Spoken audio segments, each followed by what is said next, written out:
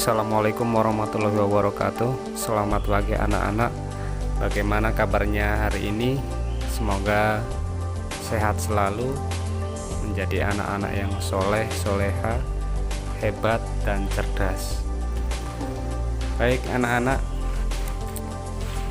sebelum kita mulai belajar pagi hari ini, mari kita berdoa sebelum belajar ya. Bismillahirrahmanirrahim. Ashhadu an la ilaha illallah wa ashhadu anna Muhammadar Rasulullah. Raditu billahi rabba wa bil islami dina wa bi Muhammadin nabiyyan wa rasulah. Rabbi zidni ilma warzuqni fahma. Amin. Alhamdulillahirrabbilalamin. Anak-anak, kita pagi hari ini sudah sampai di pelajaran yang kedua, yaitu tentang ketika bumi berhenti berputar. Nah, di sini ada gambar tentang tata surya kita, ada bumi, matahari, dan planet-planet yang lainnya. Kemudian di bawahnya uraian materinya itu tentang ketika bumi berhenti berputar, yaitu ada makna hari akhir, macam-macam hari akhir, tanda-tanda hari akhir, dan hikmah mempercayai hari akhir. Nah, kemudian materi ini ada tentang yang pertama itu mengamati gambar, kemudian mencermati bacaan di bawah, yaitu tentang ketika gunung memuntahkan awan panas. Kemudian ada makna hari akhir, terus macam-macam hari akhir, jadi banyak macam-macam hari akhir. Kemudian juga ada tanda-tanda hari akhir, dan selanjutnya hikmah mempercayai hari akhir. Nah, hari ini kita jelaskan yang pertama ya. Di sini ada gunung yang sedang meletus ya. Di gambar ini ada peristiwa-peristiwa bencana alam, di antaranya gunung yang meletus memuntahkan lava pijar ya. Kemudian ada bencana alam berupa banjir, sampai jalan-jalan pun penuh dengan air yang keruh. Kemudian ada bencana alam berupa kebakaran, misalnya gedung-gedung atau rumah gitu, itu pun merupakan bagian dari bencana alam. Nah, kemudian di sini ada gempa bumi ya. Nah, gempa bumi ini juga bisa mengakibatkan kerusakan yang fatal. Misalnya di sini gambarnya ada jalan yang sampai bolong, sampai pecah-pecah. Nah, kemudian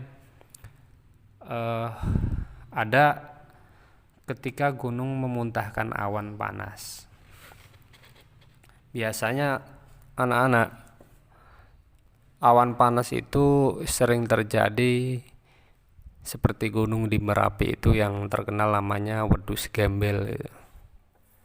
Nah, kita ini hidup di Indonesia yang negara kepulauan yang banyak memiliki gunung api. Banyak di antara gunung api tersebut meletus yang menyebabkan warga kehilangan tempat tinggal dan mata pencaharian. Nah, ketika gunung api akan meletus dahsyat, ditandai hewan-hewan buas turun gunung, seperti ular, macan, atau monyet gitu. Itu pada turun. Kemudian masyarakat diungsikan ke daerah yang lebih aman. Jika tak mengungsi akan berbahaya. Jadi kita harus mengungsi, teman-teman.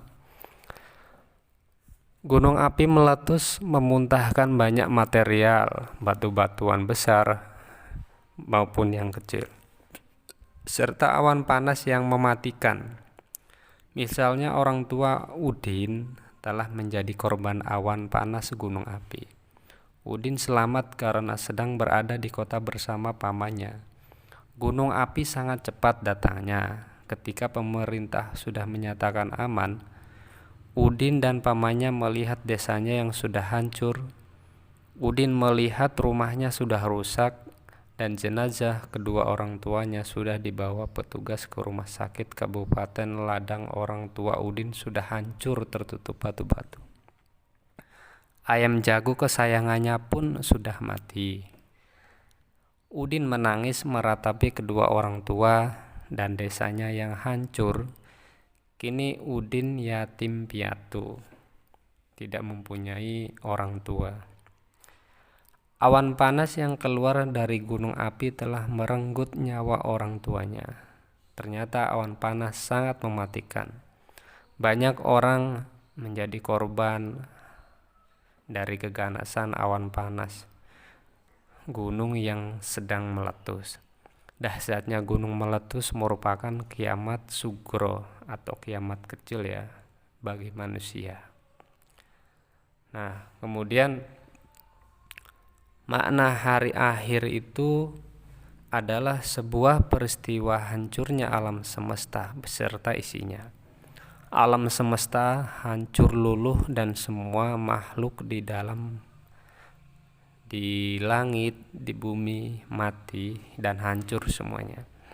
Hari kiamat ditandai dengan bunyi terompet sangkakala oleh malaikat Israfil atas perintah dari Allah Subhanahu wa taala.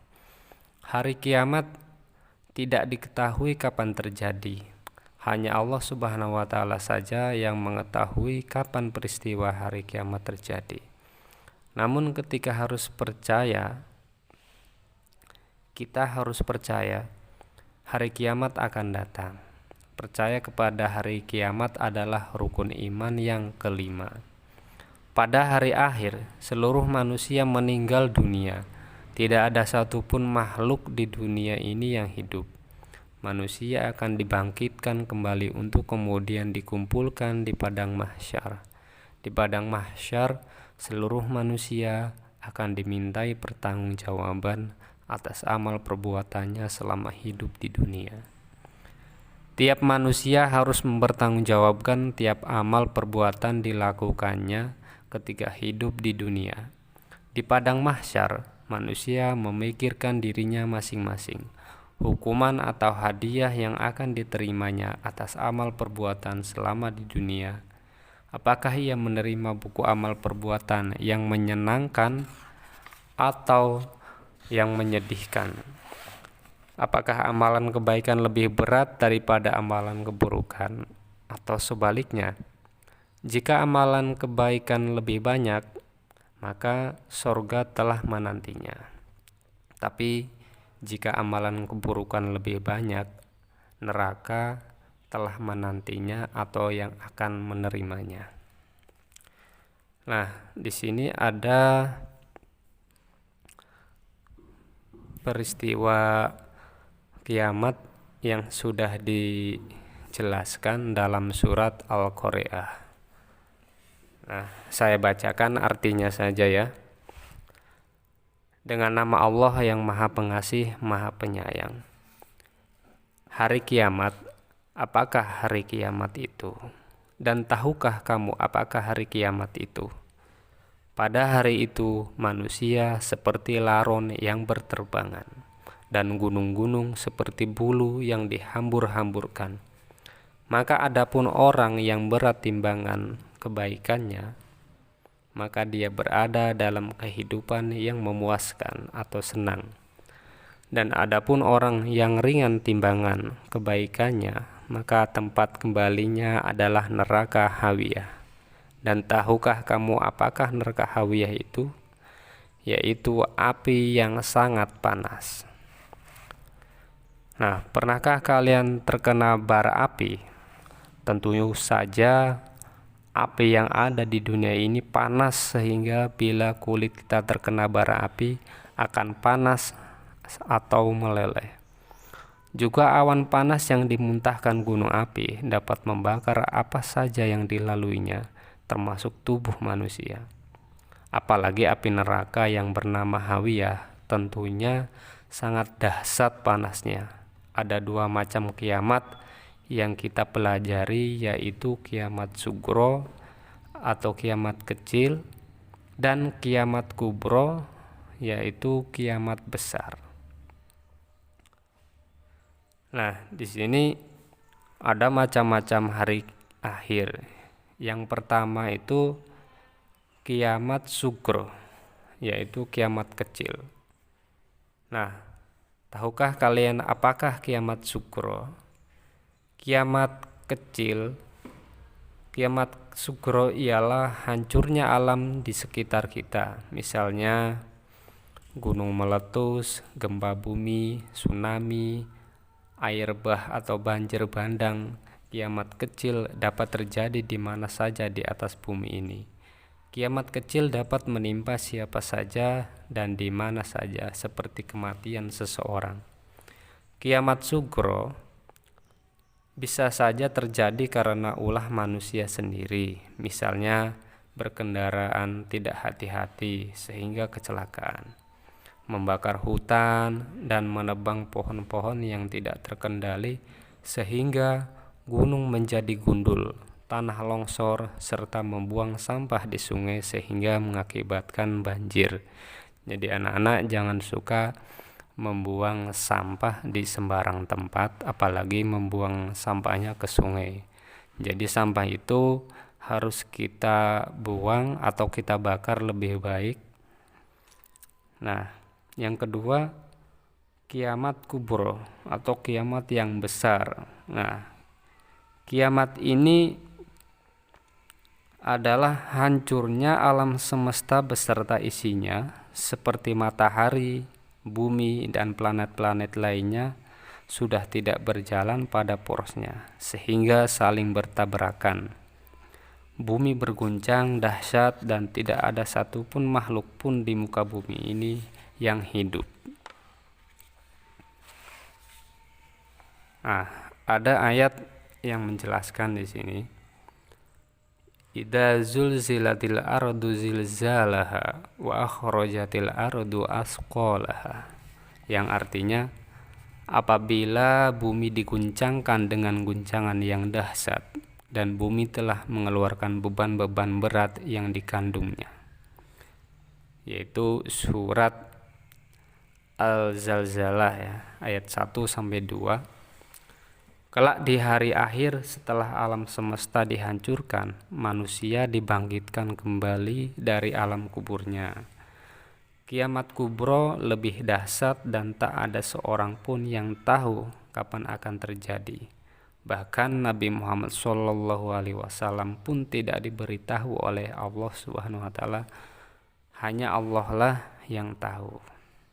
Nah, kemudian tanda-tanda hari akhir. Apakah anak-anak sudah tahu bagaimana tanda-tanda hari akhir?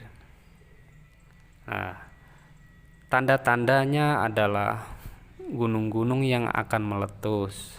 Anak-anak tinggal di kota-kota yang jauh dari gunung tentu saja tidak mengalami sendiri tanda-tanda gunung yang akan meletus. Namun anak-anak yang tinggal di kaki gunung api tentu saja mengetahuinya, karena ada peringatan-peringatan dari petugas pemerintah atau pengawas gunung api. Misalnya, ketika letusan-letusan gunung api tersebut sering terjadi, air sungai yang mengalir ke hilir berbau belerang. Hewan-hewan buas seperti harimau sudah turun ke desa dan sebagainya. Sudah dijelaskan sebelumnya bahwa tidak ada seorang pun yang tahu kapan hari kiamat datang. Namun Allah Subhanahu wa taala memberitahukan tanda-tanda hari kiamat makin dekat melalui firman-Nya dalam Al-Qur'an. Di antara tanda-tanda tersebut adalah sebagai berikut. Yang pertama, banyak ulama muslim yang wafat. 2. Ilmu agama dianggap tidak penting. Ketiga, maksiat makin terang-terangan dan kejahatan di muka bumi makin merajalela. 4. Banyak laki-laki yang perilakunya menyerupai perempuan, atau sebaliknya perempuan berperilaku seperti laki-laki. Yang kelima, banyak peperangan dan kerusuhan di muka bumi ini. Minuman keras dan barang terlarang seperti narkoba bebas beredar sehingga menimbulkan tindakan kriminalitas yang merajalela. Yang ketujuh, munculnya orang-orang yang mengaku sebagai nabi atau rasul. Nah, yang terakhir, hikmah mempercayai hari akhir. Setelah kita mengetahui makna dan tanda-tanda hari kiamat serta meyakininya, ada hikmah yang dapat kita pelajari. Di antaranya, yang pertama, kita bertambah yakin dengan kebesaran dan kekuasaan Allah. Kita semakin semangat mengerjakan amal kebaikan. Kita menghindari perbuatan yang dilarang oleh Allah Subhanahu wa Ta'ala, seperti berkelahi, menggunakan obat terlarang atau narkoba, minum minuman keras, mencuri, memfitnah, dan sebagainya. Yang keempat, bersikap jujur, disiplin, dan bertanggung jawab dalam melakukan pekerjaan. Yang kelima, selalu waspada dan menjaga lingkungan sekitar rumah atau sekolah. Yang keenam, tidak menunda-nunda melakukan amal kebaikan seperti melakukan salat 5 waktu, mengerjakan PR, dan sebagainya. Nah, itulah anak-anak pelajaran pagi hari ini tentang ketika bumi berhenti berputar. Semoga menjadi ilmu yang bermanfaat, barokah, berguna bagi bangsa, agama, dan negara tercinta kita ini. Kita akhiri dulu. Wassalamualaikum warahmatullahi wabarakatuh.